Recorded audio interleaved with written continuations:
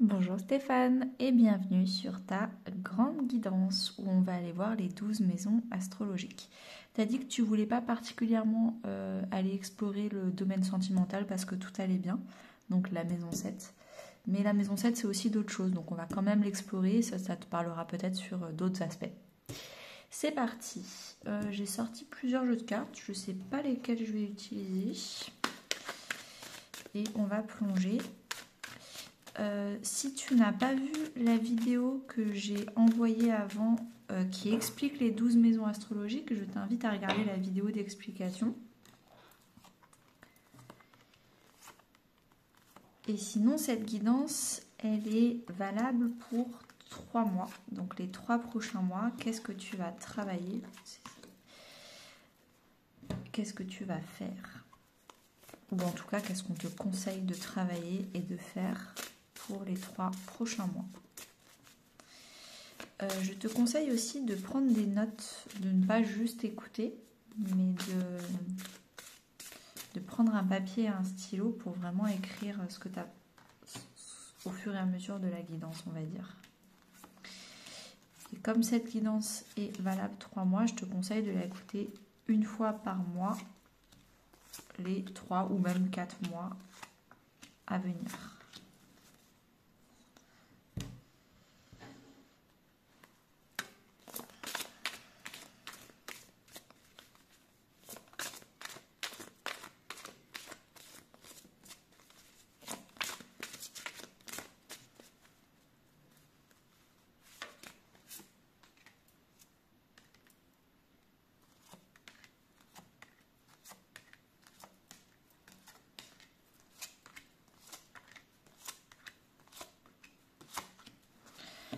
Ok, en dos de deck, tu as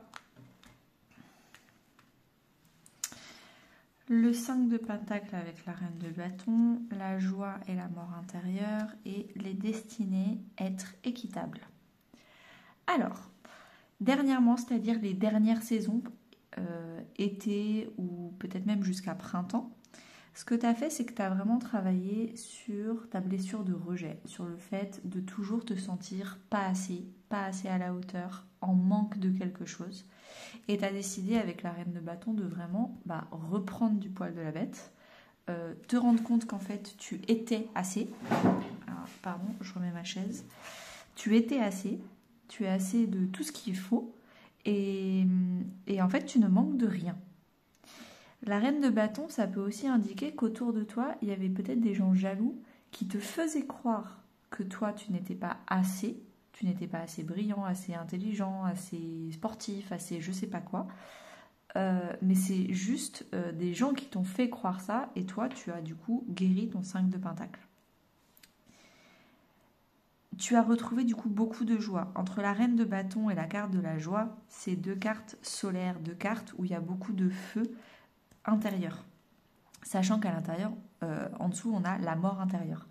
Donc tu as un feu intérieur, une joie retrouvée. Ton petit cœur, il est en train de revivre, de revibrer. Et ça, c'est parce que du coup, à l'intérieur, tu as fait mourir ta blessure de rejet. Si la blessure de rejet, tu ne sais pas ce que c'est, j'ai fait un podcast sur la blessure de rejet sur YouTube. Tu peux aller l'écouter. J'ai fait 14 podcasts qui parlent de plein de choses, dont les 5 blessures. Et il y en a une sur la blessure de rejet. Donc, il y a eu une mort de la blessure de rejet qui t'a fait enfin te rendre compte que tu manquais de rien, qui a fait du coup exprimer ta joie, ton feu intérieur, ton bonheur. Le fait de rééquilibrer tout ça à l'intérieur, le fait de rééquilibrer cette blessure, cette joie et de guérir ce qu'il y a à guérir, avec être équitable, ça me fait vraiment encore penser à la jalousie. Le fait de t'éloigner des gens jaloux, ça te fait toi avoir de la place pour prendre ta place. Quand il y a des gens qui prennent trop de place autour de toi ou qui ne veulent pas que toi tu prennes ta place, et ben du coup tu es recroquevillé. Là, équitablement, tout se rééquilibre, tu as enfin suffisamment de place pour grandir. Et maintenant que tu as tout rééquilibré, que tu as enfin de la place pour grandir, tu peux aller vers ta destinée, tu peux aller vers faire des choses et aller dans le bon chemin qui est le tien. Je ne sais pas si du coup ça te parle plutôt amicalement, professionnellement parlant ou autre d'ailleurs, familialement parlant. Tu peux me dire ça en commentaire ou en privé, comme tu veux. Mais je pense que c'était assez intense ces derniers mois. Bon, il y a beaucoup de cartes là. C'est parti, on rentre dedans. Maison 1, ton identité, ton ascendant, ton signe ascendant, c'est la maison 1. Ton enfant intérieur aussi. Alors, ces 3 prochains mois, et en tout cas maintenant, tu es en début de travail de ta maison 1 sur il y a du changement. Tu as quand même 2 cartes qui te disent c'est la fin d'un cycle pour le nouveau d'un nouveau cycle. Ça bouge, ça change. C'est le moment de bouger. Sur quoi principalement? Sur la manipulation, la communication. Sachant que c'est entre toi et toi-même, j'ai l'impression que tu commences enfin un nouveau cycle de communication positive avec toi-même. Un dialogue intérieur qui est encourageant, qui est bienveillant. Pas des petites phrases du genre t'es nul, c'est trop beau pour être vrai, ça c'est pour les autres, toi tu le mérites pas. Un petit dialogue intérieur, un vrai changement positif dans une auto-manipulation et une auto, on va dire, un auto-sabotage avec le 7 d'épée. 7 d'épée, c'est vraiment la communication, la manipulation, la trahison normalement. Normalement, c'est la blessure de trahison. Donc je pense, déjà tu nous sors 2 blessures avec 2 cartes de tarot. Je pense vraiment qu'il y avait une auto-trahison. Peut-être aussi, c'est une spéculation, hein, mais comme il y a beaucoup de gens autour de toi qui t'ont fait croire pendant longtemps que tu n'étais pas assez bien, pas assez à la hauteur, toi, du coup, tu avais un dialogue intérieur très, très injonctif, très exigeant. Je suis pas à la hauteur, faut que je fasse mieux, faut que machin, faut que truc. Et là, tu es en train de le guérir, parce qu'en fait, comme tu es parti, on a vu avec la balance qui était là, être équitable, on a vu que tu étais parti, tu t'étais éloigné des gens qui te faisaient sentir comme ça. Et donc du coup, c'est le bon moment aussi pour t'éloigner d'une façon de penser, d'un dialogue intérieur qui est très, très, très exigeant, très manipulateur. Ok. Ça, c'est pour après. Alors, on va monter, comme ça on aura peut-être un peu plus de place. Alors, de l'autre côté, on a la maison 7. Là, c'est comment toi, tu t'engages intimement avec les autres. Généralement, la maison 7, c'est pas plus de 4-5 personnes. Donc, c'est dans ton couple, c'est 1 ou 2 clients, c'est 1 ou une meilleure amie, mais c'est vraiment comment tu t'engages intimement. C'est quoi ta notion d'engagement? Comment tu vois le fait de t'engager? Alors, 3 très belles cartes. Déjà, pour toi, la communication, c'est primordial. Le fait de faire ensemble, le fait d'apprendre à co-construire, communiquer, co-créer. C'est vraiment hyper important. Peut-être aussi, avec la co-création, que c'est important pour toi d'avoir de la spiritualité. La co-création, c'est aussi créer avec l'univers, Dieu, les anges, en fonction de tes croyances. Et peut-être que c'est important pour toi d'avoir de la spiritualité dans ton couple et dans tes relations, entre guillemets, intimes, émotionnellement parlant. Là, on a encore une fois la notion de prière avec l'étoile, donc qui renforce le message de la spiritualité. Mais sinon, l'étoile, c'est vraiment la guérison. Alors, est-ce que tu es en train de guérir du coup ta communication intérieure? Du coup, évidemment, tu guéris ta communication extérieure. On verra aussi ta communication en maison 3. En tout cas, avec l'étoile, il y a la notion de chemin. On l'avait vu là aussi, tu vas vers ta destinée. Tu es en train de suivre ta bonne étoile, le bon chemin pour toi, la bonne direction. Et il y a une notion de gratitude. Tu te sens en gratitude de ce que tu es en train de vivre et tu te sens en gratitude des personnes qui sont dans ta maison 7.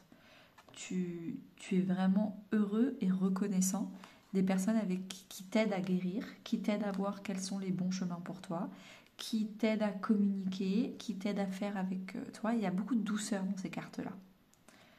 Donc, en tout cas, j'ai l'impression que la maison 7, il n'y a pas grand-chose à travailler, il y a juste à profiter, apprécier.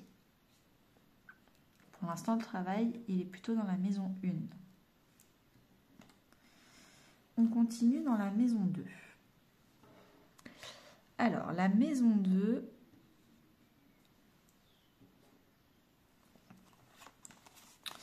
c'est la valeur. Alors, la valeur que tu te portes à toi-même, donc l'estime de toi. Est-ce que tu as besoin de personne pour te valider?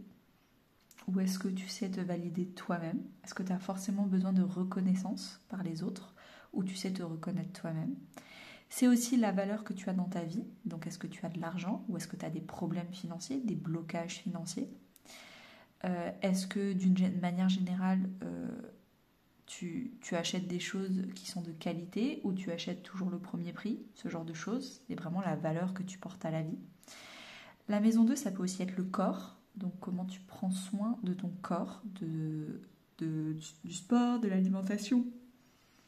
Voilà, donc c'est vraiment la valeur au sens large. Je t'ai donné plein de définitions différentes de valeur.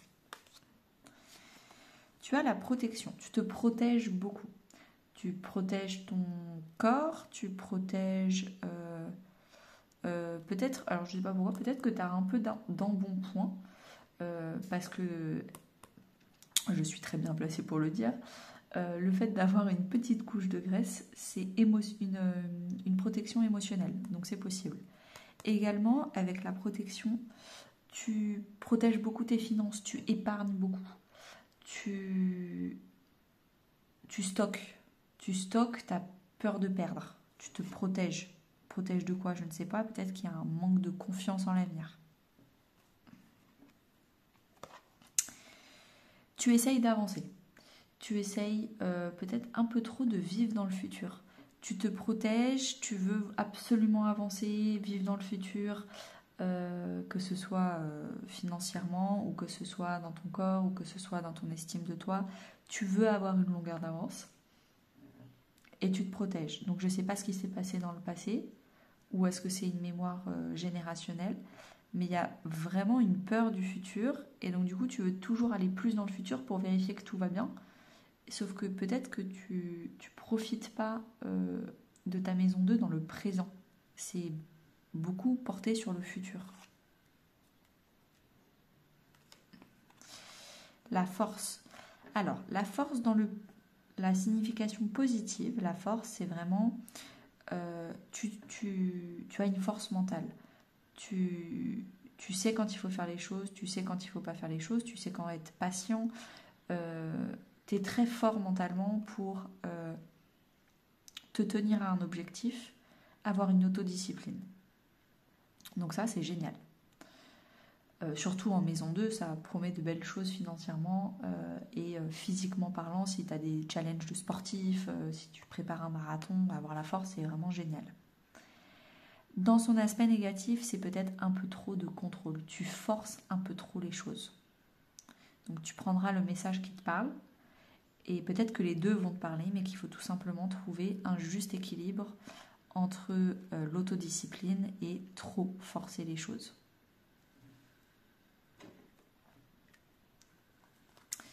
En face, on a la maison 8.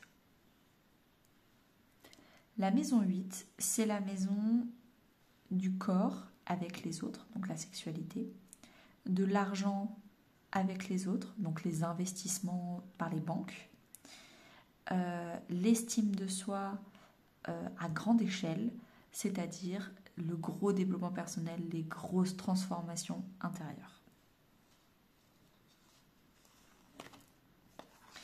L'inconnu, tu vois, je te disais, en maison 2, tu es vachement porté sur le futur, tu veux absolument connaître le futur, te protéger du futur au cas où. Et là, tu as l'inconnu, qui est le futur, se laisser surprendre par la vie. Donc, peut-être que dans ta maison 8, en tout cas, à partir de maintenant et pour les 3 prochains mois, il y a beaucoup d'inconnus.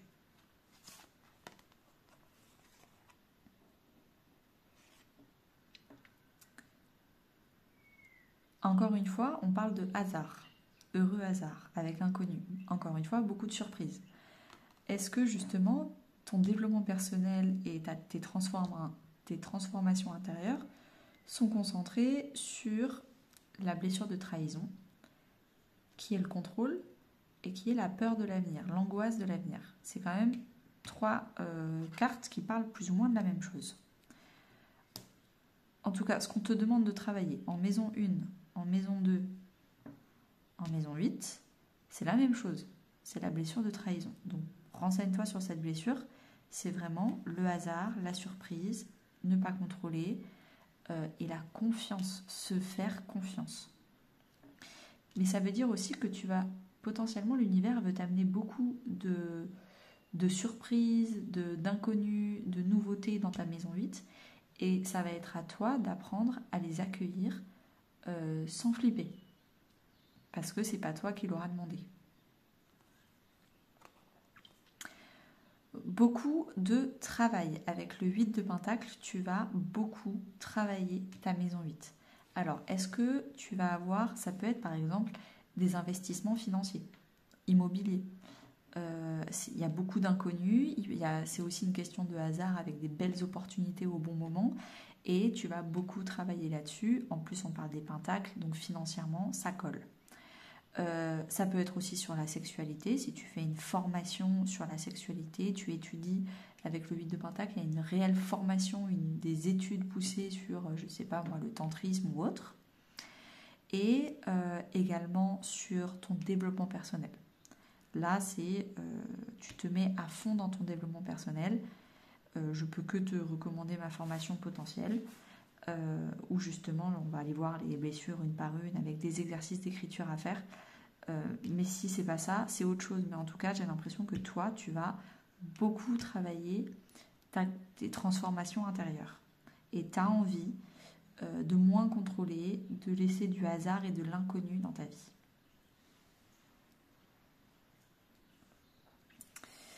Est-ce qu'on peut réussir à avoir toutes les cartes? Ce serait très chouette ça.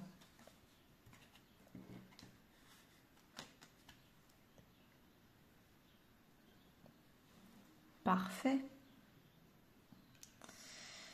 Ok, on continue avec la maison 3. La maison 3, c'est ton état d'esprit. Donc, comment tu communiques avec toi-même, ce qu'on avait vu là, un peu avec l'enfant intérieur. Mais est-ce que tu es plutôt quelqu'un d'ouvert d'esprit, de curieux, ou alors de casanier, de très... tu as 2-3 domaines que tu aimes bien, de prédilection, tu es passionné par ça, et tu n'as pas besoin d'ouvrir ton esprit à autre chose. C'est quelque chose, juste ces 3 domaines-là, ou ces 2-3 domaines-là, te suffisent.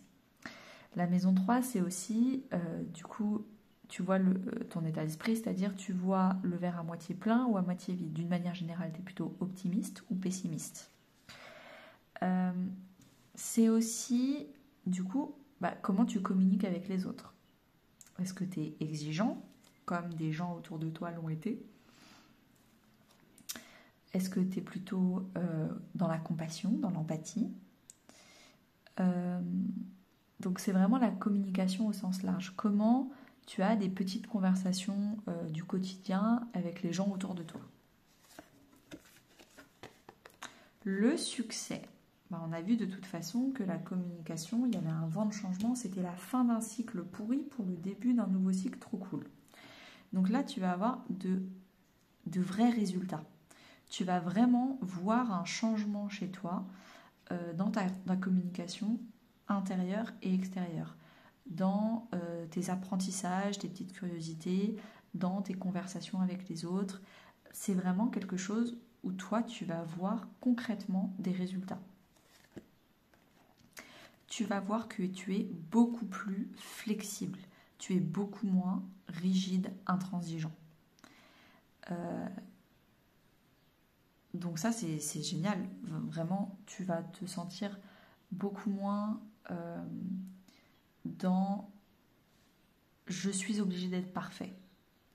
Il n'y a pas eu encore la reine d'épée, mais ça ne m'étonnerait pas qu'elle sorte un de ces quatre. La flexibilité, c'est vraiment... Tu ne te laissais pas d'erreur avant, le droit à l'erreur avant. Avant, tu devais être parfait parce que tu n'étais pas assez ceci, tu n'étais pas assez cela, tu étais dans le manque avec le 5 de pentacle qu'on avait vu ici. Là, tu es flexible. Tu tombes, tu te relèves, tu t'étires, tu es dans la flexibilité dans ton état d'esprit et dans ta communication. Le fou, encore une fois, on parle de la fin d'un cycle pour le nouveau d'un cycle. Le fou, c'est l'arcane majeur numéro 0. Il y a 22 arcanes majeures. 21 plus le fou. Le fou, il a fini le cycle de 21 cartes et il va bientôt commencer un nouveau cycle des 21 cartes.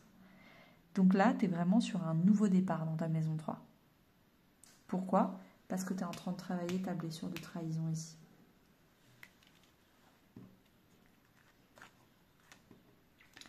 En face, on a la maison 9. La maison 9, par rapport à la maison 3, c'est vraiment ta grande philosophie de vie. Pour toi, réussir ta vie, ça veut dire quoi ? Être heureux, ça veut dire quoi ? Quand tu seras sur ton lit de mort à 99 ans, quels seront tes regrets, quelles seront tes fiertés ? C'est vraiment les grands voyages philosophiques, spirituels, mais ça peut aussi être un grand voyage aussi géographique, avec un réel billet d'avion. Alors, pour toi, il y a de plus en plus de cohérence. Tu commences à vraiment trouver du sens dans ta vie, dans le sens de la vie, dans c'est quoi ta place, pourquoi tu as expérimenté dans le passé telle situation, qu'est-ce que tu veux faire de ta vie dans le présent et dans le futur. Tu commences vraiment à t'aligner, à remettre tes idées en place. On a l'orphelin. Pour l'instant, tu te sentais un peu à l'écart du monde. Les autres, ils ont trouvé leur voie, ils sont bons en dessin, il fait ci, mon copain, il fait des marathons, l'autre, il fait ci, il fait autre chose. Moi, j'ai rien trouvé, je trouve pas de sens, qu'est-ce qui me rend heureux ? Je sais pas répondre à ces questions-là. Ça veut dire quoi être heureux ? Ça veut dire quoi réussir sa vie ? En fait, moi, je suis ce que les autres y font parce que moi-même, j'ai pas mes réponses. Mais en fait, du coup, faire ce que les autres y font, ça me remplit pas parce que ça les remplit eux, c'était leur choix, mais moi je le fais parce que j'ai pas d'autres idées. Et peut-être qu'en fait, je suis en train de m'aligner, je suis en train de me rendre compte que il faut que j'expérimente plein de choses pour trouver qu'est-ce qui est fait pour moi, qu'est-ce qui me rend heureux, quel type de vie me rend heureux. Ça se trouve, je viens d'acheter un appartement et je suis ultra sédentaire. Et en fait, ce qui me rend réellement heureux, c'est d'être mobile et d'acheter une caravane et de bouger. Et donc là, il va falloir remettre de la cohérence entre ce que moi je fais et ce qui me remplit, même si je le fais seul ou avec peu de personnes autour de moi, au moins c'est moi qui l'ai choisi. Ou est-ce que je fais quelque chose que tout le monde fait autour de moi pour pas être seul, mais au moins ça me rassure parce que je suis pas tout seul, mais ce que je suis en train de faire, ça ne me remplit pas, ça ne m'épanouit pas. On a le 7 de pentacle. Il y a planter, on te demande en maison 9 de planter des nouvelles graines qui sont beaucoup plus en accord avec toi-même, qui sont beaucoup plus, on va dire, compatibles avec toi. Il faut que tu te crées une vie, pas pour faire plaisir aux autres ou rassurer certaines personnes autour de toi, mais vraiment, toi, pour t'épanouir, pour que tu n'aies aucun regret et que tu expérimentes toutes les choses chouettes que tu veux expérimenter dans cette vie.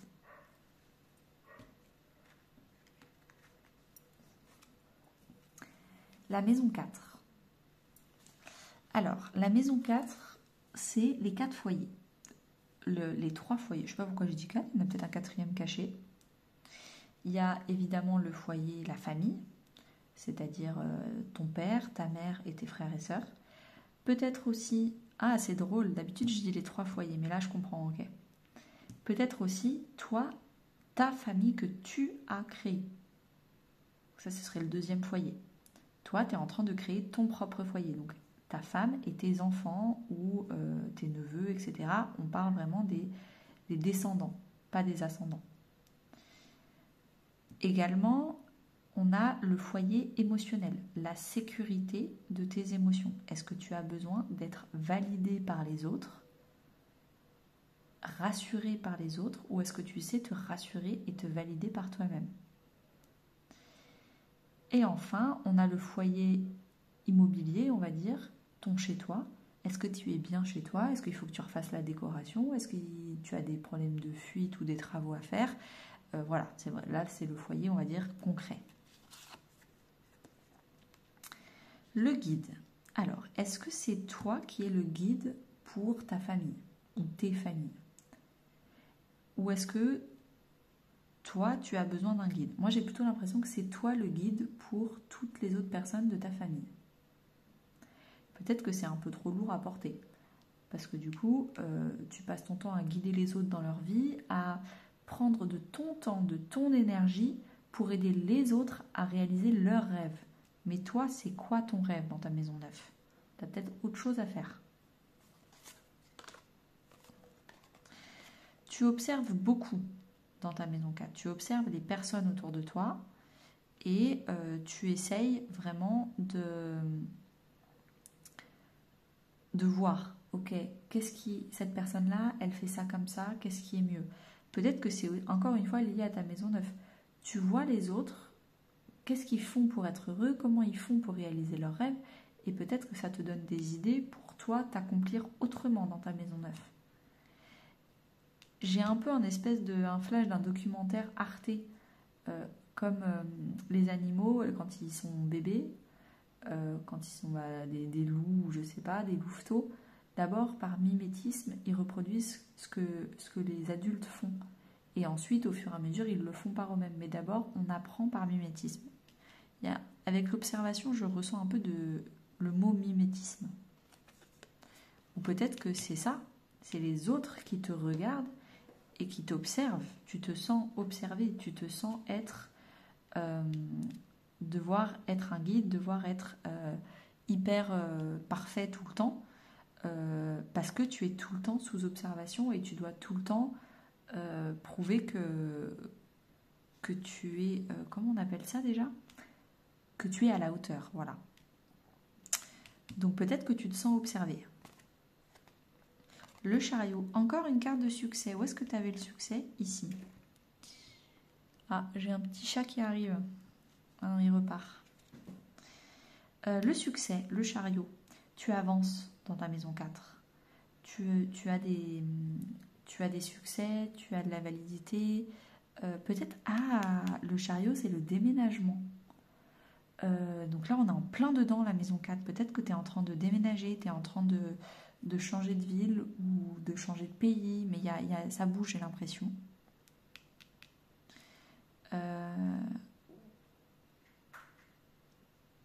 Peut-être que tu vas habiter dans une maison dans le chiffre 33, c'est possible. Observateur, le guide.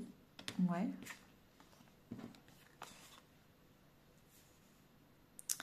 En face, on a la maison 10. La maison 10, c'est la maison de toi dans la société.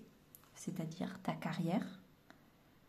C'est quoi ta place dans la société, ta place dans le monde. Aussi ton boulot, ta réputation, tes ambitions, ton statut social.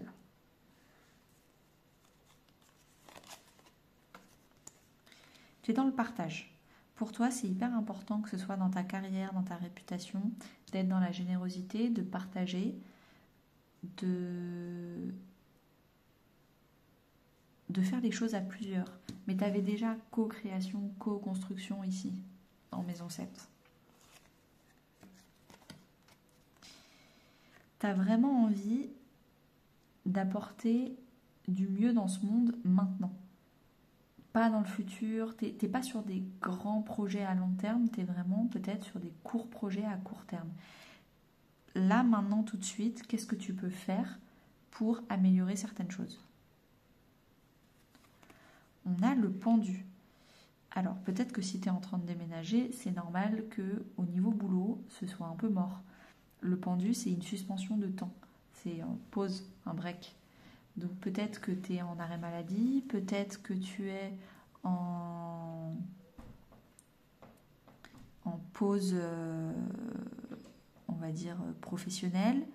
Peut-être que tu es entre deux boulots, c'est possible aussi. Peut-être que tout simplement, tu as pris des vacances pour réfléchir. Tu te mets la tête en bas et les pieds en haut pour réfléchir et faire en sorte d'être... de te donner d'autres opportunités, de peut-être même faire un bilan de compétences pour faire une autre carrière, faire une autre transition. Ok, maison 5. Alors, la maison 5, c'est la maison de l'amour, de la créativité, des dons et des talents.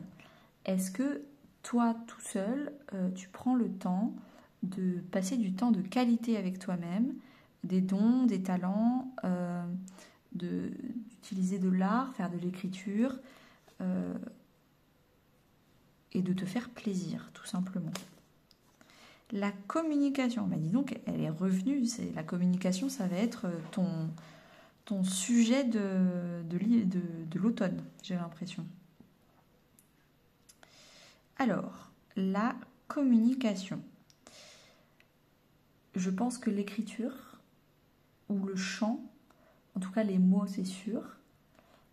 Donc le chant, l'écriture, peut-être la poésie, peut-être... qu'est-ce qu'il y a d'autre?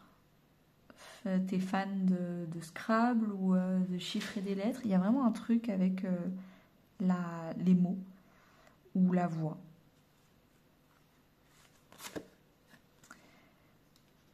Tu fais une pause, encore une fois, un peu comme le pendu. Alors, est-ce que ton boulot, c'est un boulot passion? C'est un boulot qui te fait extrêmement plaisir. Mais encore une fois, il est peut-être temps de faire une pause dans ce boulot pour aller explorer autre chose, pour se reposer, pour quoi d'ailleurs? Pour potentiellement te faire aider. Là, avec c'est l'heure de la sieste, il est temps que tu délègues. Alors, ou tu délègues, ou alors tu prends des ressources supplémentaires, des prestataires extérieurs pour t'aider. Si tu avais l'habitude de faire tout seul, par exemple, je dis n'importe quoi, ça fait des années que tu peins, il est peut-être temps de faire une formation avec un peintre qui est plus expérimenté que toi. En fait, là, avec le 3 de Pentacle, il est vraiment temps d'accueillir l'aide des autres, qu'elle soit gratuite ou payante. Il faut que tu ailles chercher de l'aide, il faut que tu te fasses accompagner pour passer un cap supplémentaire. Peut-être la communication, c'est apprendre à demander de l'aide, apprendre à demander tout court. Ça, c'est le principe yin et yang. On te demande de travailler le yin. Encore une fois, j'ai fait un podcast sur YouTube sur le yin et le yang, ça peut t'intéresser. Mais là, on te demande de travailler le yin dans ta maison 5. Alors, dans ta maison 11, la maison 11, c'est la maison des réseaux. Des réseaux d'amis, des réseaux de collègues que tu vois aussi en dehors du boulot, des réseaux, des groupes... par exemple, tu fais du hockey sur glace et avec des copains, vous voyez. Donc, c'est vraiment tout ce qui est réseau d'amis, de connaissances. Ça peut aussi être des communautés religieuses ou autres, de l'activisme écologique. Enfin, ça vraiment tous les réseaux. Et puis, c'est aussi la maison des réseaux sociaux. Donc, aussi, réseaux sociaux, c'est possible.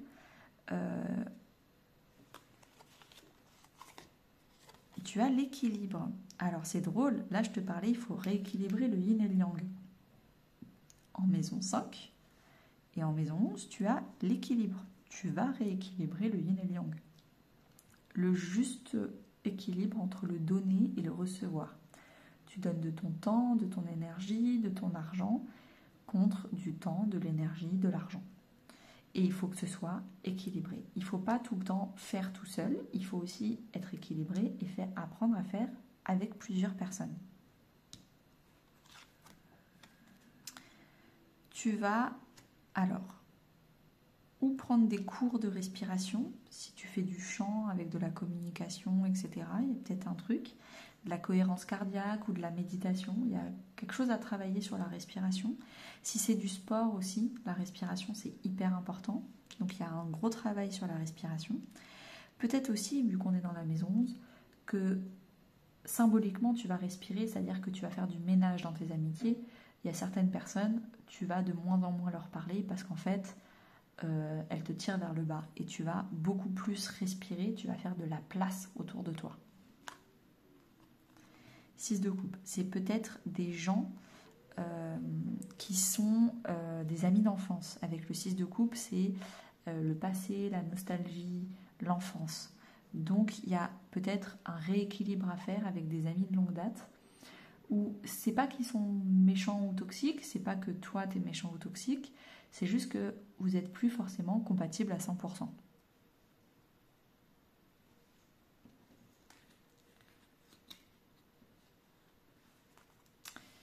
Alors, on a la maison 6. La maison 6, c'est la maison du bien-être, de la gestion du stress, de l'équilibre vie pro, vie perso. Le pouvoir personnel, tu reprends du poil de la bête.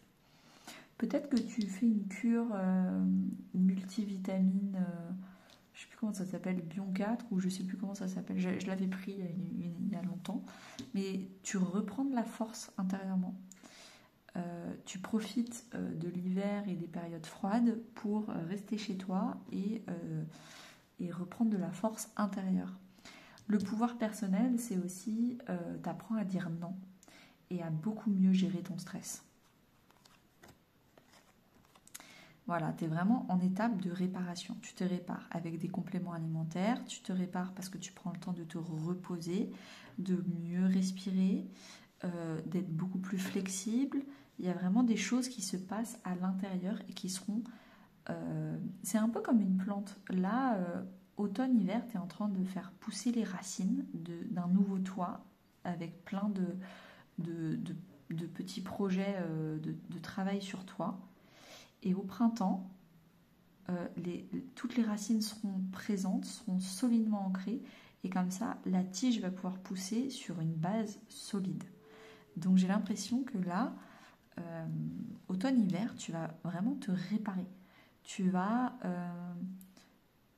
vraiment te réparer physiquement en complément alimentaire, peut-être faire du sport, réapprendre à respirer. Tu vas aussi te réparer dans ton estime de toi, t'entourer de personnes qui sont positives et encourageantes et bienveillantes. Tu vas réparer ta gestion du stress, apprendre à dire non. Donc il y a vraiment une réparation intérieure et extérieure. La mort, une énorme transformation pour toi dans ta maison 6, donc dans ton bien-être, dans ta gestion du stress. Apprendre à demander de l'aide. Fais-toi accompagner.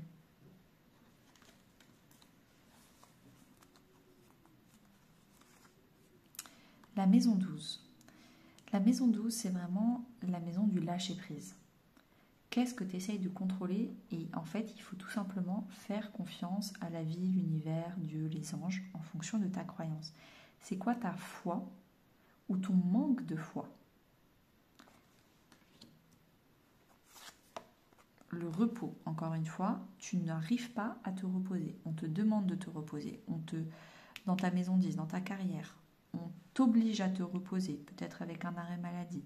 On te dit qu'il faut dormir, qu'il faut respirer, qu'il faut se restaurer, se ressourcer, se réparer. Et peut-être que c'est quelque chose où toi, tu n'as pas envie. Et pourtant, on te dit, tu n'as pas le choix. Et tu te demandes pourquoi. Pourquoi ça m'arrive? Pourquoi je suis bloquée? Pourquoi ça avance pas? Et on te dit, il faut que tu te reposes. Tu feras, tu seras dans le faire après avoir travaillé l'être. D'abord, il faut que tu travailles le « je suis ». Et quand ton être sera stable, là, tu pourras faire des choses, mais pas l'inverse. Le fait de te poser et d'être dans une introspection, peut-être avec la communication, dans l'écriture, c'est des choses où, quand on n'a pas envie de réfléchir et qu'on n'a pas envie de comprendre pourquoi on fait tel ou tel mécanisme ou schéma répétitif, ce qu'on fait, c'est qu'on fait plein de choses. On s'occupe les mains pour surtout ne pas réfléchir. Et là, on te dit, arrête de t'occuper tes mains et réfléchis. Trouve les pourquoi de ta vie. Et on a le 5 de coupe, donc la blessure d'abandon. Avec toutes les cartes que tu avais sur la blessure de trahison ici, la blessure d'abandon, c'est celle qui est au-dessus de la blessure de trahison. Le 5 de coupe, c'est vraiment le fait de faire. Je m'abandonne moi pour guider les autres, pour faire plaisir aux autres, pour faire à la place des autres, en espérant qu'un jour ils me le rendent. Je m'abandonne moi en espérant que quelqu'un d'autre va s'abandonner va s'abandonner lui pour moi. Et donc du coup être dans un système d'interdépendance. Et malheureusement ça ne fonctionne pas comme ça. Et ça, on te demande de lâcher prise sur le faire. Il faut arrêter de faire. Ok. Encore une fois, peut-être que ma formation potentielle peut t'aider avec des exercices d'écriture et une longue introspection qu'on te demande de faire là dans la maison 12. C'est peut-être quelque chose qui peut t'intéresser. Le 5 de coupe, il y a aussi mon podcast, évidemment, vu que j'ai fait les 5 blessures avec. Je vais tirer 2-3 autres conseils supplémentaires, mais là c'est déjà un bon check-up 180 pour cet automne-hiver.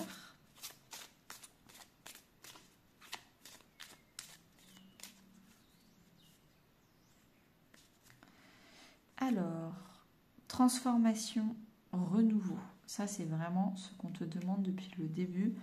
Tu es déjà, de toute façon, avec la mort, tu étais en transformation. Il y avait beaucoup de vents de changement.